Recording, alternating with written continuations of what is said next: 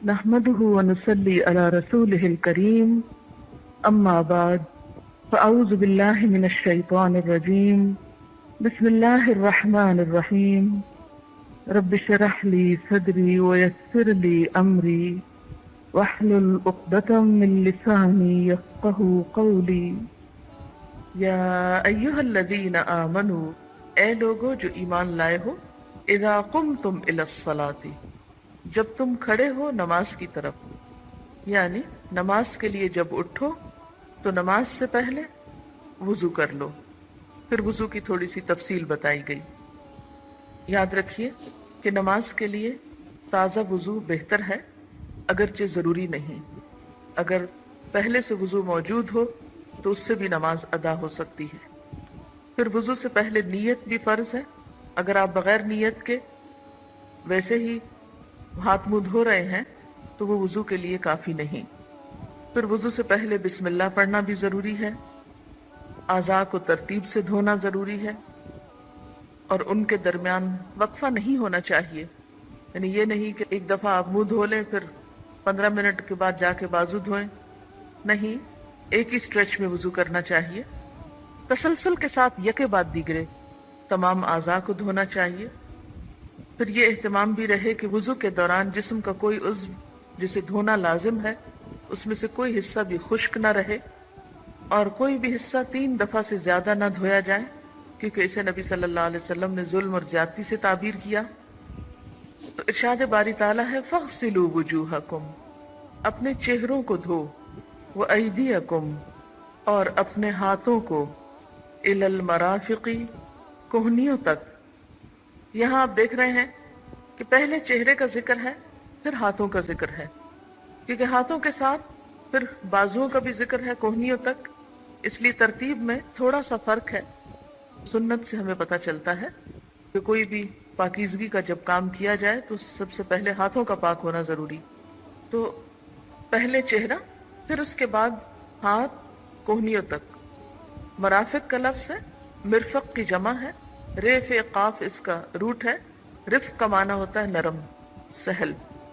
تو مرفق کیا ہوتی ہے کہ جس سے انسان سہولت پکڑتا ہے۔ آپ کوہنی پہ ٹیک لگا لیتے ہیں، کوہنی ٹیک کر سو بھی جاتے ہیں۔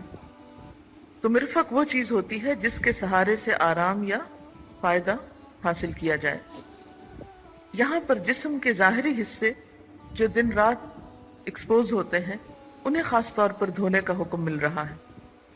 یعنی عام طور پر ہمارے ہاتھ اور بازو ننگے ہوتے ہیں، پھر اسی طرح چہرہ ننگا ہوتا ہے، پاؤں ننگے ہوتے ہیں۔ ان حصوں پر میل کچیل اور ڈسٹ زیادہ ہوتی ہے، اس لیے خصوصی طور پر ان کے دھونے کا حکم دیا جا رہا ہے۔ اور اس کے علاوہ سر کا مسح، اور سر میں کان بھی شامل ہیں، تو وہ بھی ہمیں سنت سے معلوم ہوتا ہے۔ پہلے میں ان آیات کی ہلکی سی وضاحت کروں گی، پھر میں وضو کا مسنون طریقہ احادیث کی روشنی میں آپ کو بتاؤں گی انشاءاللہ۔ تو فرمایا کہ اپنے چہروں کو دھو لو اور اپنے ہاتھوں کو بھی الی المرافق، کوہنیوں تک، وامسحوا برؤوسکم، اور اپنے سروں کا مسح کرو، وارجلکم، اور اپنے پاؤں کو۔ یہاں پر آپ دیکھ رہے ہیں کہ برؤوسکم ہے اور ارجلکم ہے، بالکل ایسے ہی جیسے ایدیکم ہے۔ ایدیکم اس پہ زبر ہے، اور ارجلکم بھی اسی کے وزن پر ہے، اس لیے یہاں سے پاؤں کے دھونے کا بھی حکم مل رہا ہے۔ اور خاص طور پر جب آگے کہا گیا الی الکعبین، ٹخنوں تک، تو اس سے مزید تاکید ہو جاتی، کیونکہ اگر مسح کا حکم ہوتا تو ٹخنے کی بات کرنا ضروری نہ تھا۔ اور اپنے پاؤں کو دھو لو ٹخنوں تک، وَإِن كُنتُمْ جُنُبًا، اور اگر تم جنابت کی حالت میں ہو تو صرف وضو کافی نہیں، فَطَّهَّرُوا، تو تم پاک ہو جاؤ، یعنی یہاں پھر اب غسل کی ضرورت ہوگی۔ تو آئیے اب ہم تھوڑا سا دیکھتے ہیں کہ وضو کے بارے میں نبی صلی اللہ علیہ وسلم کی سنت کیا ہے، اور وضو کرنا جو ہے وہ کیوں ضروری ہے۔ اس میں اب آپ اچھی طرح اس کو غور سے سنیے اور اس پہ توجہ بھی رکھیے کہ کوئی کمی بیشی ہے تو اس کو درست کر لیجئے، اس لیے اس کی تذکیر ضروری ہے۔ اور ہم میں سے ہر شخص یہ احادیث سنتے وقت اپنا اپنا جائزہ لے کے کہیں کوئی کمی تو نہیں۔ اچھا یہ دیکھیے کہ ان احادیث کو پڑھانے اور بتانے کا ایک مقصد یہ بھی ہے کہ الحمدللہ اب تک آپ نماز بھی پڑھ رہے ہیں، وضو بھی کر رہے ہیں، لیکن آپ کے پاس دلیل نہیں ہے، قرآن میں پورا طریقہ تو نہیں لکھا ہوا، صرف فرائض لکھے ہوئے۔ میں اصل میں یہ بات چھوٹی سی اس لیے کر رہی ہوں کہ آپ یہ نہ سمجھیں یہ سب باتیں تو ہم کو پتہ ہی ہیں اس لیے اور پھر دوبارہ پڑھنے کا کیا فائدہ۔ ایک ہوتا ہے علم ہونا اور ایک ہوتا ہے یقینی علم۔ علم اور یقینی علم میں فرق ہوتا ہے، اور یہاں آپ کے آنے کا مقصد بھی یہی ہے کہ یقینی علم میں اضافہ ہو تاکہ آپ کے اعمال میں اور پختگی ہو، راسخین ہو جائیں، پورے اعتماد اور یقین کے ساتھ کام کر سکیں، اور اگر کوئی پوچھے تو آپ کو دلیل یاد ہو، اگر یاد نہ بھی ہو تو کم از کم اتنا اعتماد آپ کو اپنی ذات پہ ہو کہ کوئی آپ کو نہ ہلا سکے۔ چلیے، اچھا یہاں تھوڑی سی میں وضو کی تاریخ آپ کو ہلکی سی بتا دیتی ہوں کہ جب نماز فرض ہوئی اسی وقت وضو کا حکم بھی دیا گیا۔ ابتدائے اسلام میں ہر نماز کے لیے وضو کرنا ضروری تھا، لیکن فتح مکہ کے بعد آپ نے وضو کیا اور جرابوں پر مسح کیا، اور ایک وضو سے کئی نمازیں بھی پڑھی۔ یہ دیکھ کر حضرت عمر نے عرض کیا، یا رسول اللہ صلی اللہ علیہ وسلم، آج آپ نے وہ کام کیا ہے جو آج سے پہلے نہیں کرتے تھے، یعنی آپ ہر نماز کے لیے تازہ وضو کرتے، آج آپ نے ایک ہی وضو سے کئی نمازیں پڑھی۔ آپ صلی اللہ علیہ وسلم نے فرمایا، میں نے بھول کر نہیں، قصدن یعنی جان بوجھ کر ایسا کیا ہے۔ یہ مسند احمد کی روایت ہے۔ اور جان بوجھ کر آپ نے ایسا کیوں کیا؟ تاکہ امت کے لیے سہولت ہو جائے۔ پھر اسی طرح یہ بھی یاد رکھیے کہ وضو جو ہے اللہ تعالیٰ کے تقرب کا ذریعہ ہے۔ وضو کے بغیر نماز قبول نہیں ہوتی۔ عن ابی ہریرہ رضی اللہ عنہ عن محمد صلی اللہ علیہ وسلم فذکر احادیث منها وقال رسول اللہ صلی اللہ علیہ وسلم لا تقبل صلاة احدکم اذا احدث حتى يتودع، رواہ مسلم۔ حضرت ابو ہریرہ رضی اللہ تعالی عنہ سے روایت ہے، انہوں نے رسول اللہ صلی اللہ علیہ وسلم کی کئی حدیثیں بیان کی، جن میں سے ایک یہ تھی کہ آپ نے فرمایا، اللہ تعالیٰ بے وضو کی نماز قبول نہیں کرتا یہاں تک کہ وہ وضو کر لے۔ اسے مسلم نے روایت کیا ہے۔ وضو کرنے سے پہلے بسم اللہ پڑھنا ضروری ہے۔ نبی صلی اللہ علیہ وسلم نے فرمایا، لا وضوء لمن لم یذکر اسم اللہ علیہ، اس شخص کا وضو نہیں جو بسم اللہ نہ پڑھے، یعنی شروع کرتے ہوئے بسم اللہ کہنا ضروری ہے۔ اب سوال یہ پیدا ہوتا ہے کہ وضو کرنے کا فائدہ کیا ہے؟ یعنی ہم بظاہر تو بسا اوقات ناپاک نظر نہیں آتے، کوئی داغ دبا نہیں، کوئی گندگی نہیں ہمارے جسم پر، تو پھر ہم وضو کیوں کریں؟ اس کے بارے میں حدیث ہے، حضرت ابو ہریرہ رضی اللہ تعالی عنہ سے روایت ہے کہ رسول اللہ صلی اللہ علیہ وسلم نے فرمایا کہ میرا حوض عدن اور ایلا کے فاصلے سے بھی زیادہ بڑا ہے، یعنی جو آپ کو حوض کوثر نصیب ہوگا اس کی ڈسکرپشن دے رہے ہیں۔ عدن یمن کا ایک علاقہ ہے اور ایلا شاید فلسطین کا ہے، یعنی بہت لمبا، بہت چوڑا اور بہت بڑا ہوگا۔ اس کا پانی برف سے زیادہ سفید اور شہد اور دودھ سے زیادہ میٹھا ہے۔ اس پر رکھے ہوئے برتن تعداد میں آسمان کے تاروں سے بھی زیادہ ہیں۔ قیامت کے روز میں دوسری امت کے لوگوں کو اس طرح اپنے حوض پر آنے سے روکوں گا جس طرح کوئی آدمی دوسرے آدمی کے اونٹوں کو اپنے حوض پہ آنے سے روکتا ہے۔ صحابہ کرام نے عرض کیا، ہے اللہ کے رسول صلی اللہ علیہ وسلم، کیا آپ ہم کو اس روز پہچان لیں گے؟ یعنی اتنی مخلوق ہوگی، اتنا ہجوم ہوگا، تو آپ ہمیں پہچان لیں گے کہ ہم آپ کی امت کے لوگ ہیں؟ اور obviously صحابہ کرام کو تو آپ پہچانتے تھے، لیکن اب آپ کی امت میں سے ہم بھی ہیں، تو ہماری کیا آئیڈینٹی ہوگی وہاں پر؟ آپ نے فرمایا، ہاں، وضو کے باعث تمہارے ہاتھ پاؤں اس قدر روشن اور چمکدار ہوں گے کہ ایسے نشان کسی دوسری امت کے لوگوں کے لیے نہیں ہوں گے۔ یعنی جو اعضاء ہم دن میں کئی بار دھوتے ہیں، قیامت کے دن اس اندھیرے میں یہ چمکنا شروع ہو جائیں گے، اور ان کی چمک کی وجہ سے امت مسلمہ پہچانی جائے گی۔ ایک اور روایت میں آتا ہے کہ جو جتنا چاہے اس چمک کو بڑھا لے۔ تو وضو کا بہت بڑا فائدہ کیا ہے کہ قیامت کے دن یہ ہماری پہچان ہوگا، اور نبی صلی اللہ علیہ وسلم اس کے ذریعے ہمیں پہچانیں گے اور اپنے حوض سے پانی پلائیں گے اور شفاعت کریں گے۔ اور اگر ہاتھ منہ کالے لے کر گئے کبھی وضو ہی نہیں کیا تو پھر کیسے پہچانیں گے آپ؟ اپنی زبان سے جا کے کیا یقین دہانی کرائیں گے؟ پھر اسی طرح وضو کا ایک اور فائدہ یہ ہے کہ جو شخص وضو کرتا ہے، آپ نے فرمایا من تودع فاحسن الوضوء ثم قام الى الصلاة خرجت من ذنوبه سمعه وبصره ويداه ورجليه۔ اس کا معنی کیا ہے؟ جس نے وضو کیا اور بہت اچھی طرح وضو کیا، پھر نماز کے لیے کھڑا ہوا، اس کے گناہ اس سے نکل جائیں گے، اس کے کانوں سے، اس کی آنکھوں سے، اس کے ہاتھوں سے اور اس کے پاؤں سے۔ یعنی اگر کوئی شخص وضو کرتا ہے تو اس سے اس کے جسم کے گناہ دھل جاتے ہیں۔ پھر اسی طرح آپ صلی اللہ علیہ وسلم نے فرمایا کہ اگر کوئی شخص مکمل وضو کر کے یہ دعا پڑھے، کون سی دعا؟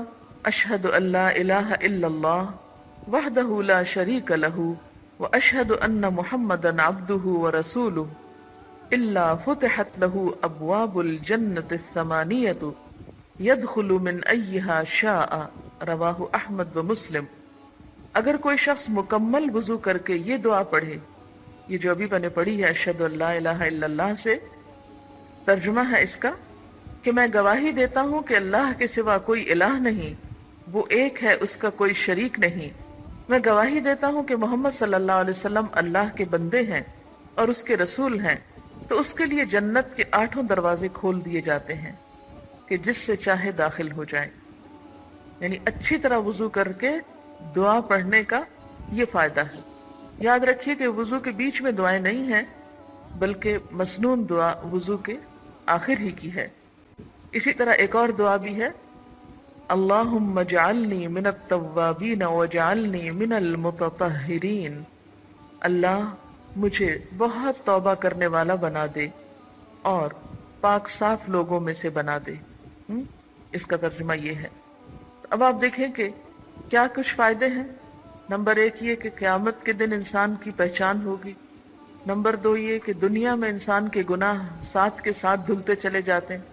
نمبر 3 یہ کہ اس شخص کے لیے جو وضو کے بعد یہ دعا بھی پڑھے تو جنت کے دروازے کھل جاتے ہیں۔ اور جیسا کہ آپ جانتے ہیں کہ الطہور شطر الایمان، پاکیزگی جو ہے وہ ایمان کا ایک بہت بڑا حصہ ہے۔ ایمان ہی مکمل نہیں ہوتا۔ وضو کرتے ہوئے یعنی ابتدا تو آپ نے کر لی، بسم اللہ پڑھ لی، پھر اس کے بعد آپ صلی اللہ علیہ وسلم نے ہر وضو کے ساتھ مسواک کی ترغیب دی ہے۔ عن ابی ہریرہ رضی اللہ عنہ عن رسول اللہ صلی اللہ علیہ وسلم قال لولا ان اشق علی امتی لامرتهم بالسواک مع کل وضوء۔ نبی صلی اللہ علیہ وسلم نے فرمایا اگر میری امت کی تکلیف کا مجھے احساس نہ ہوتا تو میں ہر نماز کے ساتھ مسواک کرنے کا حکم دے دیتا، یعنی کمپلسری کر دیتا اس کو۔ لیکن اگر کوئی شخص والنٹریلی خود کرتا ہے خوشی سے تو آپ نے فرمایا السواک مطہرۃ للفم مرضاۃ للرب، مسواک منہ کی پاکیزگی اور رب تعالیٰ کی خوشنودی کا سبب ہے۔ پھر اسی طرح اگر روزہ نہ ہو تو وضو کرتے وقت ناک میں اچھی طرح پانی چڑھانا چاہیے، اور ہاتھ پاؤں کی انگلیوں اور داڑھی کا خلال کرنا مسنون ہے۔ یعنی وضو اچھی طرح کرنے کا مطلب کیا ہے کہ تمام اعضاء پوری طرح دھل جائیں، کچھ بھی اس میں سے خشک نہ رہے، حتیٰ کہ ناک کے اوپر کے حصوں تک پانی چڑھانا زیادہ ثواب کا باعث ہے، اور بعض اوقات کی بہت سی بیماریوں کا علاج بھی بنتا ہے۔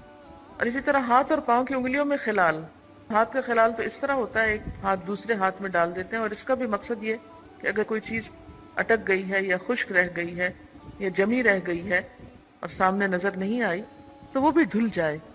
اور اسی طرح اگر کوئی انگوٹھی وغیرہ پہنی تو اس کو ہلانا یہ بھی مسنون ہے۔ اسی طرح پاؤں کی انگلیوں کو بھی خلال کرنا، اور پاؤں کا خلال ہاتھوں سے مختلف ہوتا ہے۔ نبی صلی اللہ علیہ وسلم نے فرمایا وضو اچھی طرح کرو، ہاتھ پاؤں کی انگلیوں میں خلال کرو، اور اگر روزہ نہ ہو تو ناک میں پانی اچھی طرح چڑھاؤ۔ حضرت عثمان رضی اللہ تعالیٰ عنہ کی روایت ہے کہ نبی صلی اللہ علیہ وسلم وضو کرتے ہوئے داڑھی کا خلال کرتے تھے۔ خلال کیا ہوتا ہے؟ خلال خلل سے ہے، یعنی اپنی انگلیوں کو اس کے اندر پھیرنا، یعنی جیسے بالوں میں انگلی پھیرتے ہیں ایسے۔ پھر اسی طرح سر کا مسح کرنا، اس کا مسنون طریقہ کیا ہے کہ رسول اللہ صلی اللہ علیہ وسلم نے اپنے سر کا مسح اس طرح کیا کہ اپنے دونوں ہاتھ آگے سے پیچھے لے گئے اور پیچھے سے آگے لائے، یعنی پہلے سر کے اگلے حصے سے شروع کیا اور دونوں ہاتھوں کو گدی تک لے گئے، پھر جہاں سے شروع کیا تھا وہیں تک واپس لے آئے۔ اسے بخاری نے روایت کیا ہے۔ سر کے ساتھ کانوں کا مسح بھی ضروری ہے۔ حضرت عبداللہ بن عباس وضو کا طریقہ بتاتے ہوئے فرماتے ہیں کہ رسول اللہ صلی اللہ علیہ وسلم نے اپنے سر کا مسح کیا اور اپنی شہادت کی دونوں انگلیوں سے دونوں کانوں کے اندر اور اپنے دونوں انگوٹھوں سے دونوں کانوں کے باہر کے حصے کا مسح کیا۔ اسی طرح پگڑی پر بھی مسح کیا جا سکتا ہے، لیکن سکارف پر مسح کی کوئی دلیل نہیں ہے یا دوپٹے پر۔ حضرت مغیرہ بن شعبہ سے روایت ہے کہ نبی صلی اللہ علیہ وسلم نے وضو کرتے ہوئے پیشانی کے بالوں، پگڑی اور موزوں پر مسح کیا۔ پھر اسی طرح وضو کر کے پہنے ہوئے جوتوں اور موزوں اور جرابوں سب پر مسح ہو سکتا ہے۔ وضو کے اعضاء میں سے کوئی حصہ خشک نہیں رہنا چاہیے۔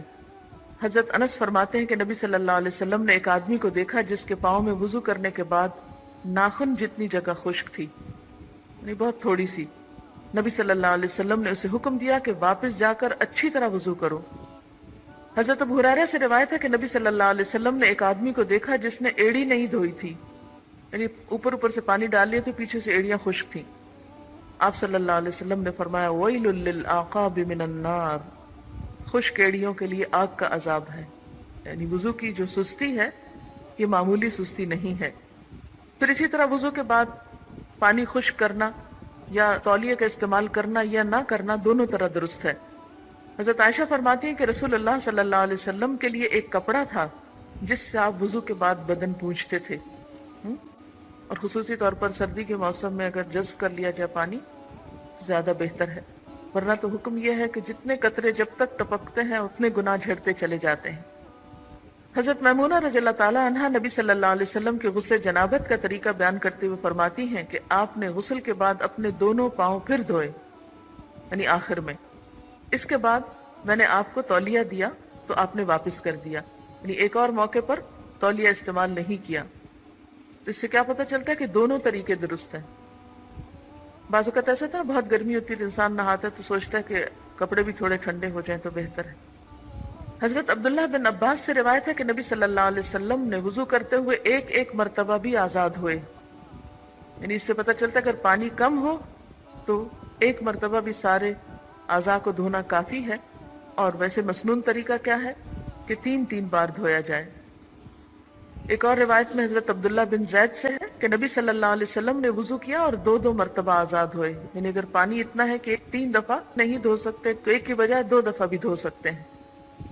حضرت عبداللہ بن عمرو بن العاص روایت کرتے ہیں کہ ایک دیہاتی نے نبی صلی اللہ علیہ وسلم سے وضو کا طریقہ دریافت کیا، یعنی ایک بدو آیا اور اس نے پوچھا وضو کیسے کرتے ہیں، تو آپ نے اسے 3 بار وضو کے آزاد دھو کر دکھائے اور فرمایا وضو کا طریقہ یہ ہے، جس نے اس سے زیادہ مرتبہ دھویا اس نے برا کیا، زیادتی کی اور ظلم کیا۔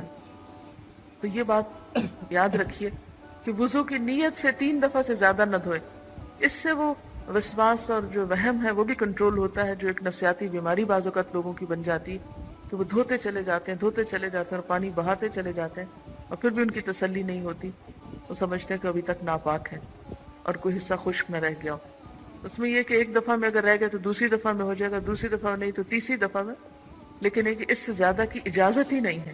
بعض لوگ آپ سے بھی ہو سکتا مسئلہ پوچھیں کہ میں کئی دفعہ اب دھوتی ہوں اپنے اعضاء کو، تو ان کو بتائیے کہ نبی صلی اللہ علیہ وسلم نے اس سے منع فرمایا اور آپ بھی 3 دفعہ کے آگے مت دھوئیں، چاہے دل کی تسلی نہ ہو، کیونکہ اس کا علاج ہی یہی بتایا گیا کہ اس سے زیادہ دھویا نہ جائے۔ وہاں روک لے اپنے آپ کو تو پھر آہستہ آہستہ عادت ٹوٹ جائے گی۔ وضو کرنے کے بعد بے مقصد یا فضول باتیں نہیں کرنا چاہیے۔